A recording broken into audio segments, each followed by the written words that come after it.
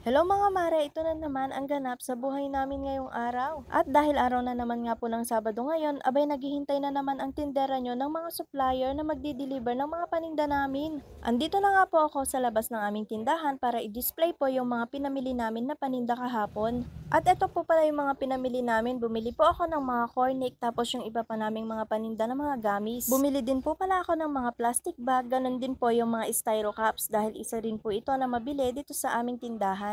At alam nyo ba mga mare ko, itong mga plastic cups, itong mga styro, ganun din yung mga plastic bag, hindi talaga pwedeng mawala dito sa aming store. Dahil nga po sa isang araw talaga, hindi pwede na walang bibili dito sa aking mga produkto na mga plastic. Lalo na nga po mga mare ko yung mga plastic bag, marami pong naghahanap sa umaga, ganun din po sa hapon. Kasi nga po dito po sa aming lugar, marami po talaga yung nagro-rolling po ng mga paninda ng mga ulam, ganun din po yung mga gulay. Kaya po araw-araw talaga, nakakabenta ako ng mga plastic bag. At ito naman pong aking mga styro cups, ganun din po yung mga disposable spoon, yung mga paper plate, talagang mabili rin dito sa aming tindahan. Dati nga po itong mga paninda ko talaga na mga disposable na mga plastic, dun po sa loob ng tindahan namin nakalagay. Kaya nga lang po hindi nakikita ng aming mga tumer kaya alam nila na wala kaming paninda ng mga ganito. Kaya naisipan ko na lang talagang i-display dito po sa labas ng aming tindahan. At nung nilabas ko nga itong aming mga paninda, abay natuwa talaga yung aking mga tumer. At sabi nga nila sa akin, buti na nga lang daw meron na akong mga paninda ng mga ganito. At malapit na nga lang daw ang kanilang pagbibilhan at hindi na nila kailangan pumunta pa ng bayan para bumili ng mga disposable cups. At buti na nga lang po, naisipan ko talagang ilabas itong iba naming mga paninda.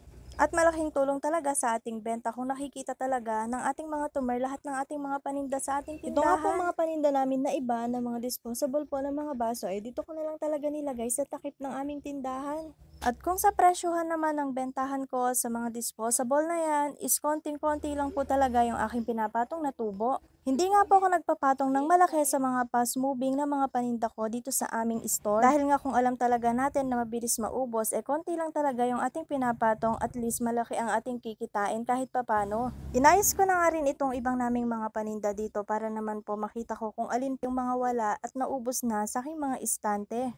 Dito nga po yung paninda namin na itlog, isang tray na lang at hinihintay ko nga po yung magdi-deliver or yung supplier ko ngayon ng mga itlog kung pupunta po siya dito sa aming tindahan. Sobrang tumas na rin po talaga yung presyo na naman ng egg ngayon. Dati nga po, yung bigay lang sa akin ng isang tray is nasa 190 lang. At 8 pesos nga lang po yung bentahan ko nung 190 pa lang yung aking kuha.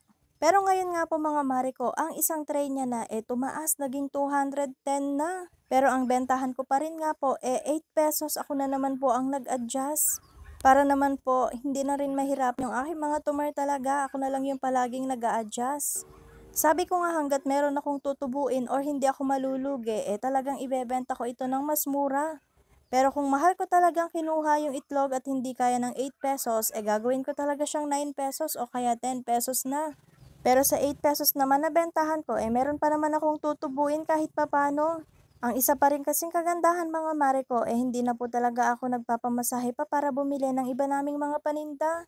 Buti na nga lang po talaga napakalaking tulong na yung may nagdi-deliver ng mga paninda namin dito sa aming tindahan.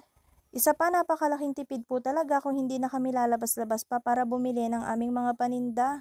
Kahit yung bigas po ngayon, akala ko bababa na talaga yung presyo pero sobrang mahal pa rin po talaga. Sa bigas naman po, ang kinukuha ko lang naman po talaga 25 kilos. Pag meron nga lang pong order, saka lang po ako talaga kumukuha ng 2 kaban. Nung last na kumuha ako, nasa 45 lang ang kilo niya tapos 50 po yung aming bentahan.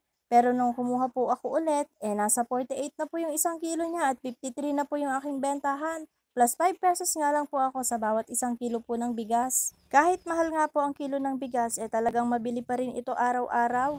At ayan nga mga mare ko, nag-display na rin po pala ako ng mga ilang candies dito at nag-display na rin po ako ng mga sigarilyo. Para naman din makita ng aking mga tumer yung mga paninda lang namin ng mga sigarilyo dito. Kasi hanggang ngayon nga po, napakarami pa rin talaga naghahanap ng mga fake po ng mga sigarilyo. Pero pa ulit-ulit ko nga sinasabi, wala po kaming tinda ng mga ganun ng mga sigarilyo na peke. At ayan nga po, hanggang dito na nga lang po ang video na to. At sa mga hindi pa nga po nakapollow sa aking Facebook, papollow naman po at pasubscribe na rin po sa aking YouTube channel. Maraming salamat. Hanggang sa muli.